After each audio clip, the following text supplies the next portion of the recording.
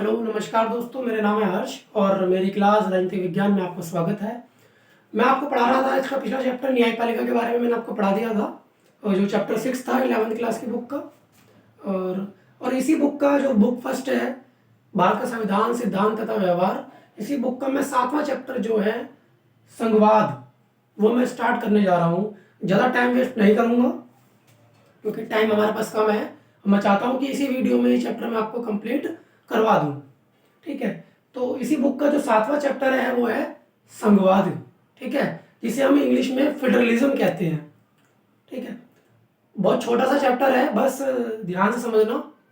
ठीक है, इसको मैं स्टार्ट करवाने से पहले दोस्तों मैं आपको ना मेन चीज़ आपको बता दूं जो आपको आगे हेल्प करेंगे इस चैप्टर को समझने में। जो संघवाद होता है दोस्तों, उसको फेडरलिज्म कहते हैं।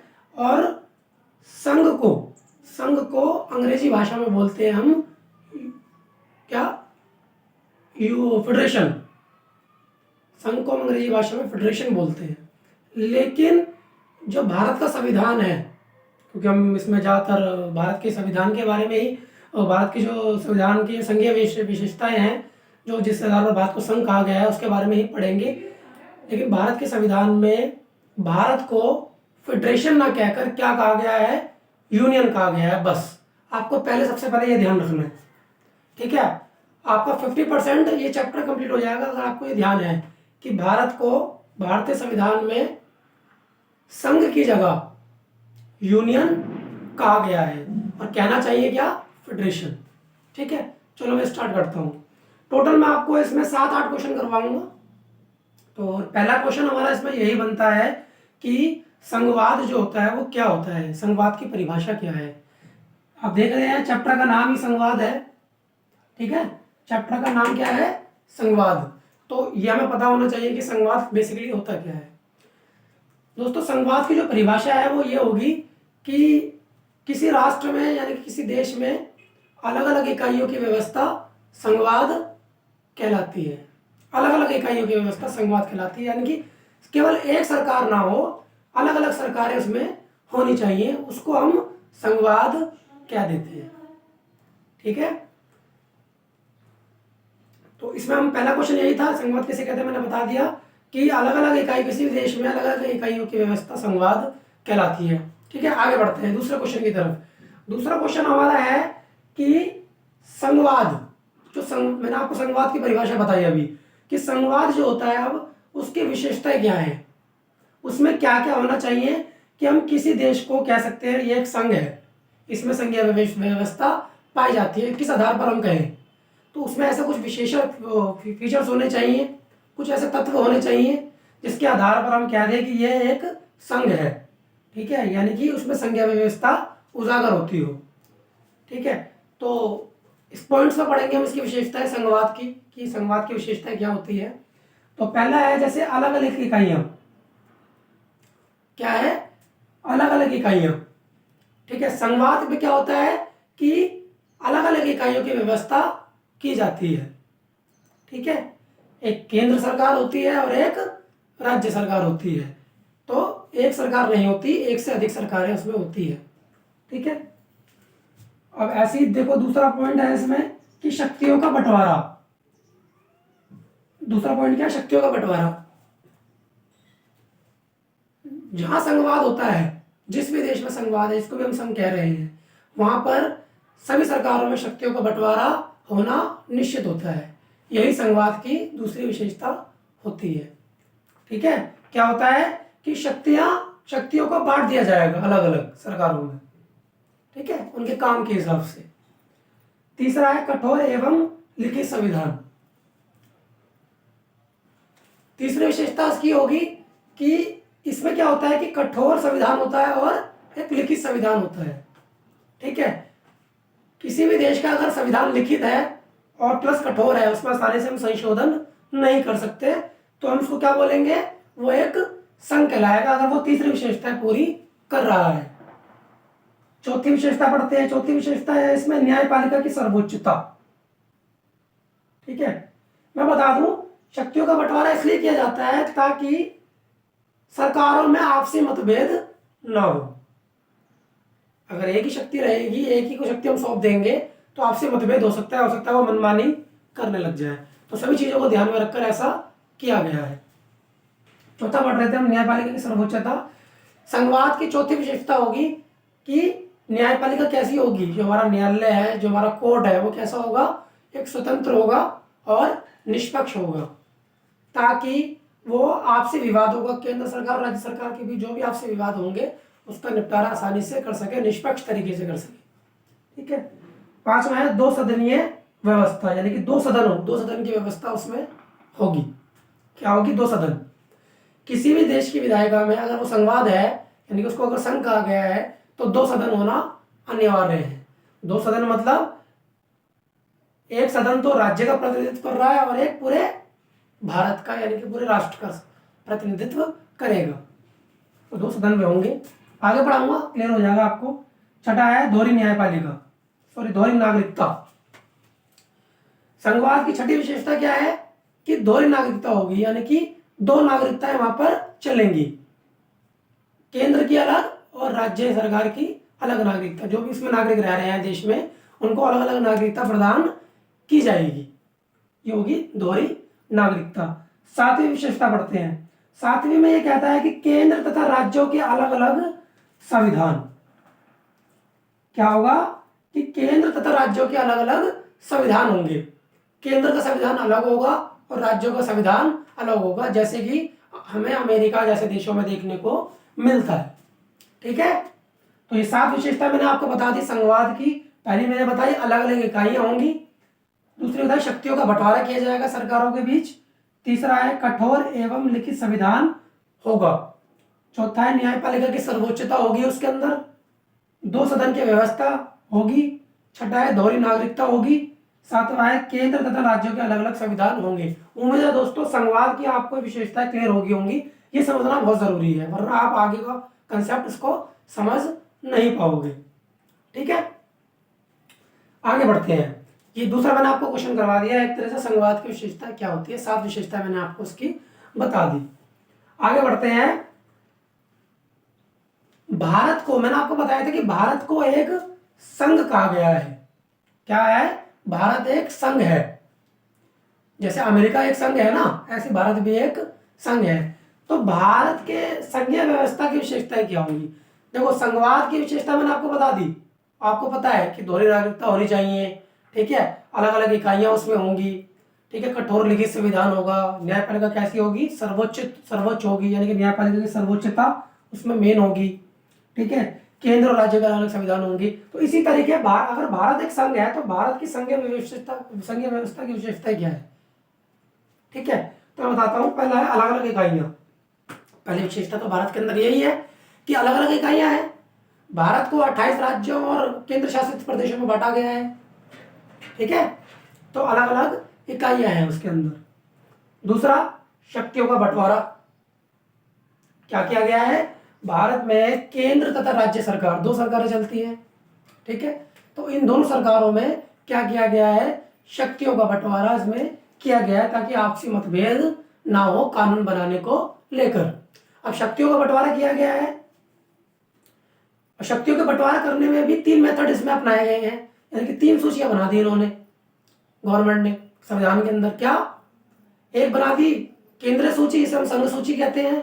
दूसरी बना दी राज्य सूची और तीसरी है हमारी समवर्ती सूची। संघ सूची को इंग्लिश में बोलते हैं हम यूनियन लिस्ट, और स्टेट सूची को बोलते हैं हम संघ सूची, राज्य सूची को बोलते हैं हम स्टेट लिस्ट। समवर्ती सूची को बोलते हैं हम कॉन्करेंट लिस्ट। तो ये 3 सूचियां बना दी, जिसके आधार पर केंद्र सरकार और राज्य सरकार में शक्तियों का बंटवारा कर दिया गया। तो ये तीसरी विशेषता भी भारत के अंदर है। चौथा क्या है, लिखित तथा तीसरी विशेषता क्या है, लिखित तथा कठोर संविधान। मैंने अभी आपको 2 विशेषता बताई है भारतीय संघ की, लिखित तथा कठोर संविधान। आपको पता है कि भारत का जो संविधान है, जो कॉन्स्टिट्यूशन है, वो पूरी तरीके से कैसा है, रिटन है। रिटन में लिखा गया है, पूरी तरीके से लिखित संविधान है। और इसमें केंद्र तथा राज्यों के आपसी संबंधों का निर्धारण बहुत स्पष्ट तरीके से लिखा गया है कि केंद्र और राज्य सरकारों के संबंध क्या होंगे, इनकी शक्तियां क्या होंगी, बहुत स्पष्ट तरीके से उसमें निर्धारण कर दिया गया है। अब कठोर संविधान कैसे है ये भी मैं आपको बता दूं। ध्यान रखना, जो केंद्र सरकार और जो राज्य सरकार है, इनके संबंधों के जो अनुच्छेद संविधान में दे रखे हैं, इनके आपसी संबंधों के जो अनुच्छेद संविधान में दे रखे हैं, उनमें आसानी से परिवर्तन नहीं किया जा सकता। तो इस आधार पर भी हम कह सकते हैं कि भारत का संविधान एक तरह से कठोर भी है। तो क्या है, कठोर तथा लिखित संविधान का एक तरह से वो मिश्रण है। ठीक है, तो ये तीसरी विशेषता इसकी भारतीय संघवाद की है। चौथा क्या है, स्वतंत्र व सर्वोच्च न्यायपालिका है।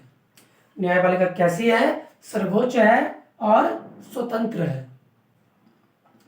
और ये होना बहुत जरूरी भी है, क्योंकि अगर वो सर्वोच्च और स्वतंत्र रहेगी तो वो केंद्र और राज्य सरकारों के बीच जो आपसी विवाद उत्पन्न होते हैं उनका निपटारा सही तरीके से वो कर सकती है, निष्पक्ष तरीके से। ठीक है, अब पांचवी विशेषता है इसकी दो सदनीय व्यवस्था। भारत के अंदर दोस्तों, जैसे मैंने पांचवा पॉइंट इसमें लिखा है कि दो सदनीय व्यवस्था है, तो भारत के अंदर दो सदन की व्यवस्था की गई, यानी कि भारतीय विधायिका में दो सदन है, एक केंद्र सरकार और दूसरा राज्य सरकार। ठीक है, केंद्र सरकार और राज्य सरकार, यानी कि राज्यसभा और लोकसभा। ठीक है, राज्यसभा राज्य का प्रतिनिधित्व करती है, तो दो सदन की व्यवस्था है। तो ये हो गई भारत की संघीय विशेषताएं। एक हो गई अलग अलग इकाइयां, दूसरी मैंने आपको बता दी शक्तियों का बंटवारा किया गया है, तीसरा लिखित एवं कठोर संविधान, स्वतंत्र व सर्वोच्च न्यायपालिका और दो सदनीय व्यवस्था। दोस्तों, संघ की जो व्यवस्था है, जो विशेषता है, अगर आपको ये क्लियर हो गई तो आप भारत की संघीय व्यवस्था बता दोगे। समझने की कोशिश करना, रटना नहीं है। ठीक है, तो भारत की संघीय व्यवस्था मैंने आपको बता दी, ये भारत की संघीय व्यवस्था है। ठीक है, अब हम पढ़ेंगे, एक क्वेश्चन इसमें आता है दोस्तों, बहुत इंपॉर्टेंट क्वेश्चन है वैसे तो, कि भारत की एकात्मक विशेषताओं का वर्णन करो। क्या क्वेश्चन बनता है इसमें, भारत की, अक्सर पूछा जाता है क्वेश्चन एग्जाम में, कि भारत की एकात्मक विशेषताओं का वर्णन करो। ये क्वेश्चन इस तरीके से भी पूछ सकता है कि भारत को अर्ध संघ क्यों कहा गया है, आधा संघ, अर्ध संघ मतलब आधा संघ क्यों कहा गया है। या फिर तीसरे तरीके से भी क्वेश्चन वो पूछ सकता है कि भारत संघात्मक होते हुए भी इसका झुकाव एकात्मकता की ओर क्यों है, ये हमें बताना है। क्या होता है, तीन तरीके से क्वेश्चन आ सकता है, भारत की एकात्मक विशेषताओं का वर्णन करो, या भारत को अर्धसंघ क्यों कहा गया है, या भारत संघात्मक होते हुए भी इसका झुकाव एकात्मकता की ओर क्यों है। ये हम इसमें पढ़ेंगे पॉइंट वाइज। मैं उससे पहले आपको बता दूं कि भारत एक संघ है। ठीक है, भारत को एक संघ बोला गया है और भारतीय संविधान के अंदर क्या बोला गया है, यूनियन। ठीक है, यूनियन बोला गया है। और क्या कहते हैं, एक बहुत बड़े विद्वान थे जिनका नाम था, बहुत फेमस विद्वान है, केसी विहिर, उन्होंने इसको कहा गया है कि उन्होंने कह दिया कि भारत क्या है, एक अर्ध संघ है, संघात्मक विशेषताएं नहीं पूरी करता, वो एक अर्ध संघ है। जो 7 विशेषता मैंने आपको बताई संघवाद की, वो विशेषता उसमें से वो बहुत कम पूरी उसमें करता है, यानी कि उसका वो संघात्मक होते हुए भी उसका झुकाव ज्यादातर एकात्मकता की ओर है। तो निम्नलिखित ऐसी चीजें हैं जो हमें देखने को मिलती है भारतीय संघ में, जिसके आधार पर हम कह सकते हैं कि भारत का जो झुकाव है वो एकात्मकता की ओर है, यानी कि केंद्र की तरफ ज्यादा है। ठीक है, इसलिए भारत को क्या कह दिया केसी वीर ने, अर्ध संघ। याद रखना। पहले हम पढ़ते हैं राज्य की सीमा व नाम में बदलाव, यानी कि परिवर्तन।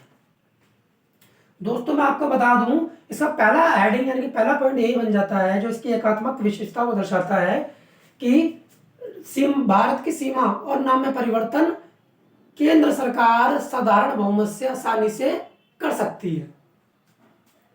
कौन कर सकता है, केवल केंद्र सरकार, वो भी साधारण बहुमत से, राज्य की सीमा और नाम में परिवर्तन।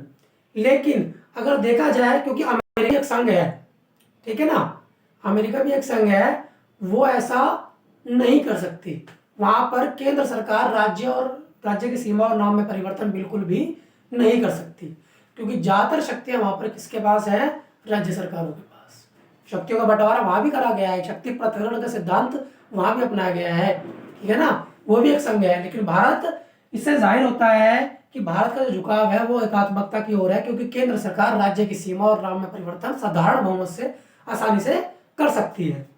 आगे बढ़ते हैं दूसरे की तरफ, केंद्र का अधिक शक्तिशाली होना। दोस्तों, भारत के अंदर केंद्र सरकार ज्यादा शक्तिशाली है। मैं आपको बता दूं, संघ सूची के अंदर केंद्र को 97 विषय सौंपे गए हैं कानून बनाने के लिए। राज्य सरकार को 61 विषय सौंपे गए हैं। पहले 66 थे और घटकर 61 हो गए हैं। 61 विषय उसमें सौंपे गए हैं। और अगर समवर्ती सूची में देखा जाए तो उसके अंदर भी कानून बनाने का अधिकार ज्यादातर जो दिया गया है वो किसको दिया गया है? केंद्र सरकार को। क्योंकि अगर टकराव होता है दोनों में तो समवर्तु, तो जो केंद्र सरकार बोल रही है उस वो ही माना जाएगा, उसी के कानून को आगे बढ़ाया जाएगा अगर दोनों में कोई टकराव होता है समवर्ती सूची के विषयों को लेकर। ठीक है, वैसे तो समवर्ती सूची में दोनों ही कानून बना सकते हैं, केंद्र और राज्य सरकार, लेकिन टकराव होता है तो केंद्र सरकार का ही कानून मान्य होगा। तो इस तरीके से केंद्र है, जो सेंटर है वो अधिक शक्तिशाली हो जाती है। इस आधार पर भी हम कह सकते हैं कि जो भारत का झुकाव है वो संघात्मकता की ओर होते हुए भी किसकी ओर है? एकात्मक की ओर। ठीक है, आगे बढ़ते हैं। इकाई न्यायपालिका। भारत के अंदर जो न्यायपालिका का ढांचा है दोस्तों, मैंने आपको पहले भी बताया था न्यायपालिका वाले चैप्टर में, वो कैसा है? वो इकारा है। भारत की संघीय व्यवस्था में जितने भी न्यायालय हैं वो सर्वोच्च न्यायालय के नियंत्रण में रहकर कार्य करते हैं। जबकि अमेरिका में कैसी न्यायपालिका है? दोहरी न्यायपालिका। अमेरिका जैसे आदर्श संघों में कैसी न्यायपालिका है? दोहरी न्यायपालिका है। लेकिन भारत में इकाई न्यायपालिका है। तो जब इकाई न्यायपालिका है तो केंद्र ज्यादा शक्तिशाली रहेगी, सर्वोच्च न्यायालय के अंडर में रहकर सब न्यायालय काम करते हैं। तो इससे के आधार पर भी हम कह सकते हैं कि भारत का झुकाव कहाँ की ओर है? एकात्मकता की ओर, केंद्र की ओर ज्यादा है। ठीक है, अगला पढ़ते हैं। चौथी विशेषता, एकारी नागरिकता। मैंने आपको बताया था जो भी संघवाद होगा, जो भी संघ होगा, वहां पर